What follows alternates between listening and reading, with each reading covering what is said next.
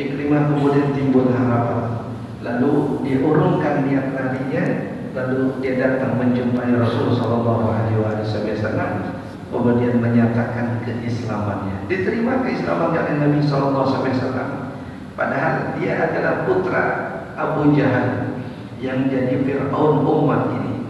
Tapi ketika hidayah datang, seseorang tidak ada yang tahu bagaimana nasib seseorang di akhir kehidupannya.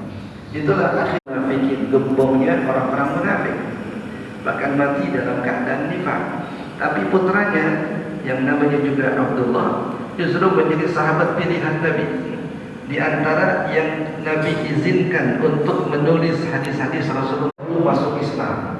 Dan mereka lah yang mengalami fase Makkah, diintimidasi, dipersekusi, diancam, bahkan tidak sedikit yang dibunuh.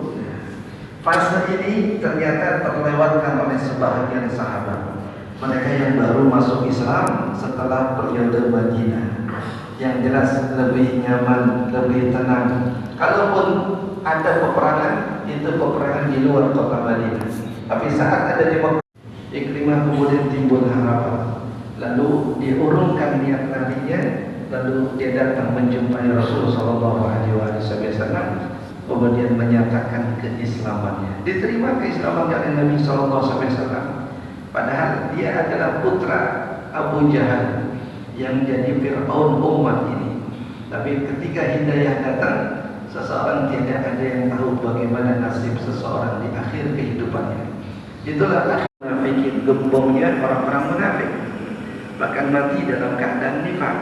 Tapi putranya yang namanya juga Abdullah justru menjadi sahabat pilihan Nabi, di antara yang Nabi izinkan untuk menulis hadis-hadis Rasulullah masuk Islam. Dan mereka lah yang mengalami fase Makkah, diintimidasi, dipersekusi, diancam, bahkan tidak sedikit yang dibunuh. Fase ini ternyata terlewatkan oleh sebahagian sahabat, mereka yang baru masuk Islam setelah periode Madinah, yang jelas lebih nyaman, lebih tenang. Kalaupun ada peperangan, itu peperangan di luar kota Madinah. Tapi saat ada di